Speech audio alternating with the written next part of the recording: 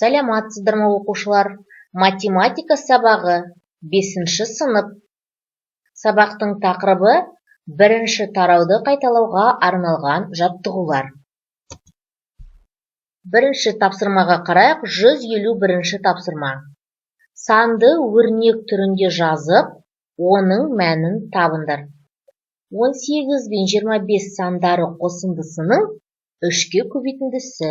Ендеше жазамыз. 3 көбейту жақшаның ішінде 18 қосу 25 тең болады. 3 көбейту 43 тең болады 129. 95 пен 23 сандары айырмасының 4-ке бөліндісі. Жақшаның ішінде 95 азайту 23, жақшаны жабамыз, бөлу 4. 95-тен 23 азайтсақ 72. 72 мен 4-тің бөлінісі тең 18-ге. Үшінші, ең үлкен 2 таңбалы сан мен ең кіші 3 таңбалы санның қосындысы. 99 қосу 100 тең болады 199. 152-ші тапсырма. Разрядтық қосылғыштар түрінде жазылған санды табыңдар. Біріншісіне қарайық. 2 көбейту 100 қосылған 5 көбейту 10 қосылған 7 тең болады 257. 9 көбейту 100 қосылған 7 көбейтілген 10 қосылған 5 тең болады 975. 3 көбейтілген 1000 қосылған 6 көбейтілген 100 қосылған 8 тең болады 3608. 4-ші 7 көбейтілген 1000 қосылған 9 көбейтілген 10 қосылған 3 тең болады 7093. 9 көбейтілген 10000 қосылған 7 көбейтілген 100 қосылған 3 көбейтілген 10 тең болады 90730. 4 көбейтілген 10000 қосылған 2 көбейтілген 1000 қосылған 6 тең болады 42006. Екінші тапсырмада сандарды разрядтық қосылғыштардың қосындысы түрінде жазыңдар. 815 тең болады 8 көбейтілген 100 қосылған 1 көбейтілген 10 қосылған 5. 40910 тең болады 4 көбейтілген 10000 қосылған 9 көбейтілген 100 қосылған 1 көбейтілген 10. Қалғандарында тексеріңіздер. Келесі 153-ші тапсырма. Бірлік кесіндісі 2 сантиметрге тең координаталық сәуле бойында А2, Б4, С5 нүктелері берілген. ОА, ОБ және ОС кесінділерінің ұзындықтарын табыңдар. Енді сызайық, қараңыздар. Яғни, бұл жерде бізде ОА 2-ні 2 көтеміз, тең болады 4 сантиметр. Келесі ОБ бізде 2 көбейтілген 4 тебі 4 деп тұр Б. Тең болады 8 сантиметр, ал С бізге 5 деп тұр, я. Ендеше ОС тең болады 2 көбейтілген 5 тең болады 10 сантиметр. Келесі 154-ші тапсырма. Есептің шығару өрнегін құрастырып, мәнін табыңдар. Бірінші, бір рет қатынағанда 2 машине А тонна көмір тасиды. 8 машина Б рет қатынағанда неше тонна көмір тасиды? Мұндағы А тең 6-ға, Б тең 4-ке. Енді өрнектерді шығарайық. Сонымен А бөлінген 2 тең болады 6, бөлінген 2 тең болады 3. Мұнда 3 тонна. Яғни бір машина бір рет қатынағанда 3 тонна тасиды. Енді 8 машина дейді Б рет қатынағанда. Яғни 8 машина Б рет деген сол 4-ке тең. 8-ді 3-ке көбейтеміз, тең болады 24 тонна. Сонда 8 машина бір рет қатынағанда 4 рет қатынағанда 24 тонна тасиды екен. Түсінікті ғой? 24-ті Б-ға көбейтеміз, тең болады 96 тонна. Сонда 8 машина 5 рет қатынағанда 96 тонна көмір тасиды. Түсінікті ғой? Яғни бір машинамыз біздің 3 тонна тасиды екен. Ал 8 машина бізде неше тонна тасиды екен? 24 тонна тасиды екен. Келесі, сағат жөнделетін шеберханада М қабырға сағаты, одан 2 есе көп қоңыраулы сағат, 3 есе көп қол сағат жөндеуде жатыр. Сағат жөндейтін шеберханада барлығы неше сағат жөндеуде жатыр? Мұндағы М тең 4-ке. Сонымен М бізде 4-ке тең. Ендеше бізде шеберханада 4 қабырға сағаты бар екен. Одан 2 есе көп қоңыраулы сағат. Ендеше 4-ті көбейтеміз 2-ге. Тең болады 8. 8 дегеніміз ол қоңыраулы сағат. 3 есе көп қол сағат. Ендеше 3-ті 4-ке көбейтеміз. Тең болады 12 сағат. 12 ол қол сағат. Енді бәрін істеміз, қосамыз. Яғни қабырға сағаты бізде 4-еу, оған қосамыз 8-ді, қосамыз 12-ні. Енді қосыңыздар, сонда бізде қанша болады? 24 сағат. Жауабы шеберханада барлығы 24 сағат жөндеуде жатыр. Келесі 155. Өрнекті ықшамдандыр. Яғни санды санға, әріпті әріпке қосамыз. Есептейміз. 46 қосу А, қосу 24, қосу А тең болады. 46-ны 24-ке қосамыз 70, А-ны А-ға қосамыз 2А. 70 қосу 2А. Келесі 25 көбейту 9, көбейту Б, көбейту 4 тең болады. 25-ті 4-ке көбейтеміз 100, 109-ға көбейтеміз 900, 900Б. Үшіншісін қарайық. 57Б қосылған 43Б. Қосу Б тең болады. 57-ні 43-ке қосамыз 100, Б-ні Б-ға қосамыз 2Б. 100 қосылған 2Б. 156-шы тапсырма. Теңдеуді шешіңдер. 6М қосылған М азайтылған 35 тең болады 21. 6М-ді М-ға қосамыз 7М тең болады 21 қосу 35. 7М тең болады 56. 56-ны 7-ге бөлеміз, М тең болады 8. Екінші теңдеуді қарайық. 17N қосылған 14N азайтылған 145 тең болады 134. 17-ні 14-ке қосамыз 31N тең болады 134 қосу 145. 31N тең болады 279. N тең болады 9. 157-ші тапсырма. АД кесіндісінен АБ кесіндісі 5 см ұзын. Ендеше АС кесіндісі 4 см қысқа. АС кесіндісінің ұзындығы СБ кесіндісінің ұзындығынан 3 есе кем. АБ кесіндісінің ұзындығы неше сантиметр? Есептейік. Сонымен АД кесіндісінен АБ кесіндісі 5 см ұзын дейді. Ендеше АД тең болады АБ азайтылған 5. АД тең болады, енді қараңыздар, бізде былай дейді, 4 см қысқа дейінше АС қосылған 4. Келесі АС бізде дейді, қараңыздар, СБ кесіндісі ұзындығынан 3 есе кем. Ендеше АС тең болады СБ бөлінген 3.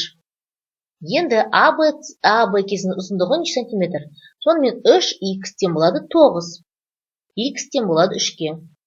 Ендеше бұл жерде біз сіздермен не істейміз? Есептейміз. Қалай шыққанын. Көрейік. Сонымен АД бізде тең болады 3-ке 4-ті қосамыз тең болады 7 болады. Келесі 7 тең болады, яғни 7 см. АБ азайтылған 5. АБ тең болады 7 қосылған 5. Сонда АБ тең болады бізде 12 сантиметрге. Түсінікті ғой? Не? АД кесіндісі АБ кесіндісінен 5 см ұзын дейді. Ендеше мынау бізде қанша болады? 5 см. Түсінікті ғой? Солай есептейміз. Келесі 158-ші тапсырма. Кітаптың алғашқы беті 3 цифрымен нөмірленген. Оның 110 беті неше цифрмен нөмірленген? Цифрмен, естеріңізде болсын. Яғни 1-ден 9-ға дейін бізде 9 цифр. 10-нан 90-ға дейін 2 цифрдан, 90-ды 2-ке көбейтеміз, 180 цифр, и 100-ден 110-ға дейін бізде, яғни 11-ді 3-ке көбейтеміз, 33 цифр. Енді қосамыз. 9 қосу 180, қосу 33. Қосқан кезде бізде неше болады?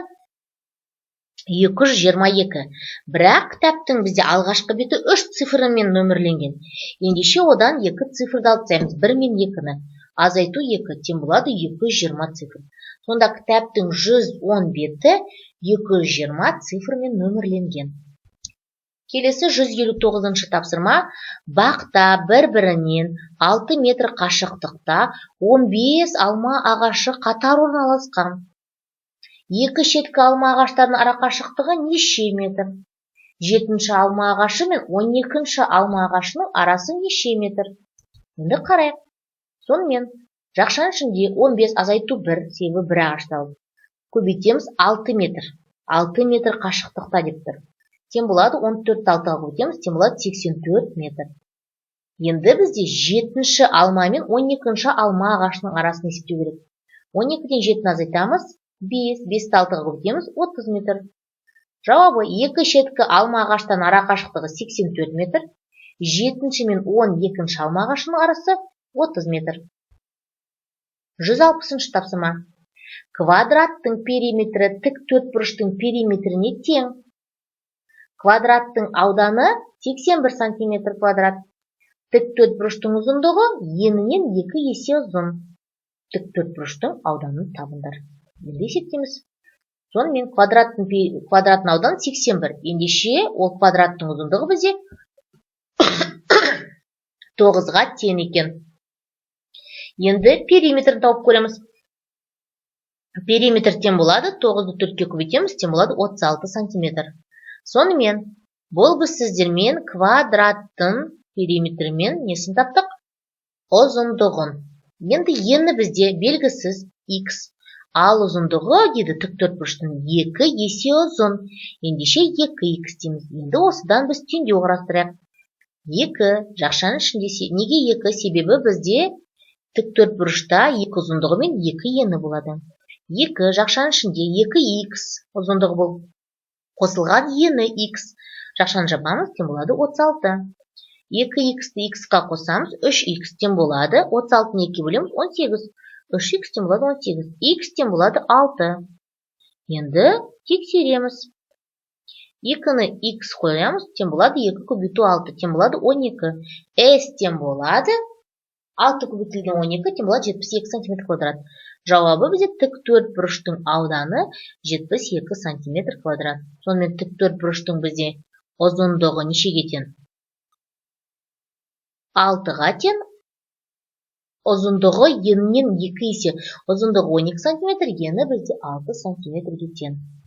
161-ші тапсырма өрнекті ықшамдап мәнін табыңдар. Яғни бізде x қосу y 3-ке тең екен. Ендеше тексерейік. 6 жақшаның ішінде 3x қосу 5y жақшаны жабамыз. Қосылған 7x азайтылған 5y тең болады. 18x қосу 30y қосу 7x азайту 5y тең болады 25x қосылған 25y. Тең болады 25 жақшаның ішінде x қосылған y жақшаны жабамыз, тең болады. X қосылған y бізге 3-ке тең. Ендеше 25 көбейту 3 тең болады 75. Қалғандарını дәл солай есептейсіңдер. Яғни бірінші өрнекті ықшамдап аласыздар. 162-ші тапсырма. Үй жанындағы ұзындығы 7 метр, ені 3 метр гүл егілген жерге жауған жаңбыр суының көлемін есептеу үшін тікше шелек қойылды. Жаңбыр жауып болған соң шелектегі судың деңгейі 8 см болды. Үй жанындағы гүл егілген жерге неше литр жаңбыр суы жауды дейді. Енді қарайық, сонымен көлемді есептейміз. Ол үшін 700 себебі оның 7 метр деп тұр, 700 көбейтеміз 300-ге, бұл ені көбейтілген 8 себебі оның деңгейі неше болды? 8 см болды. Тең болады. Қанша болады? 1 680 000 см куб. 1 680 000 см куб дегеніміз ол 1680 литрға тең. Сонда жауабы гүл егілген жерге 1680 литр жаңбыр суы жауды. Келесі 163-ші тапсырма. 2 ұста 2 күнде 2 сақина дайындады.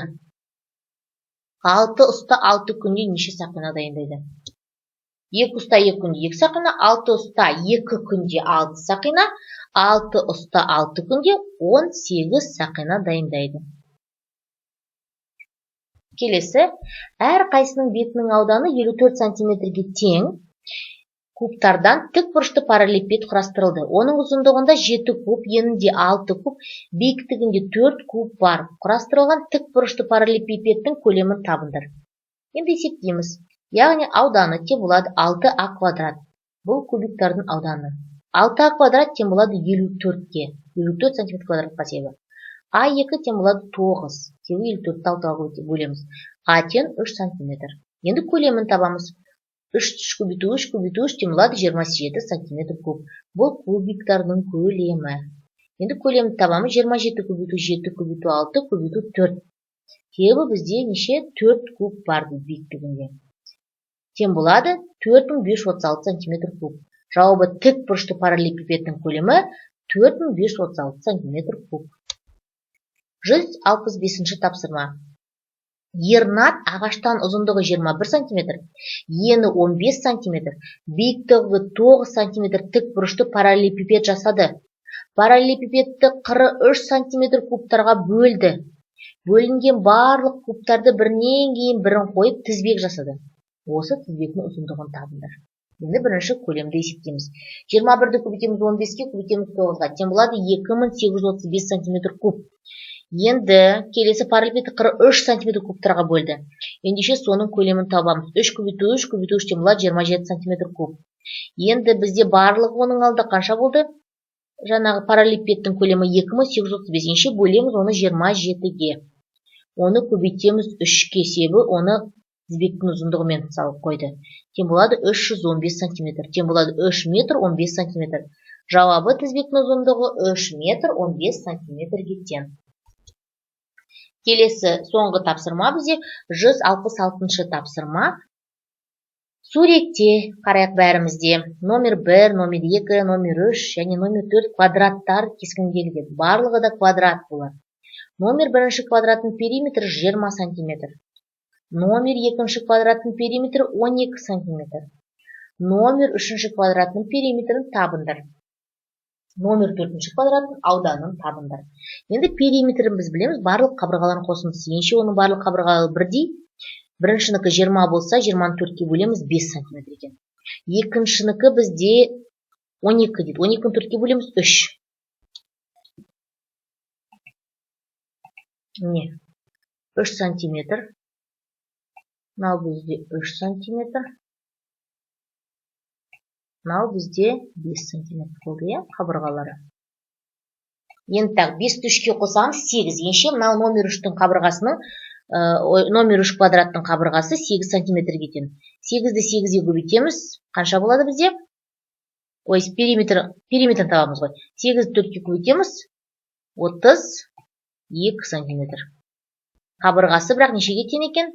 8 сантиметрге. Түсінікті ғой. Сонда мынау 8 және 3 бұның қабырғасы 11 сантиметрге тең. А бізге бұның ауданын табу керек. Ендеше 11-ді 11-ге көбейтеміз, тең болады 121 сантиметр квадрат. Жауабы 3-ші квадраттың периметрі 32 сантиметр, 4-ші квадраттың ауданы 121 сантиметр квадратқа тең. Осымен оқушылар сабағымыз аяқталды. Сау болыңыздар.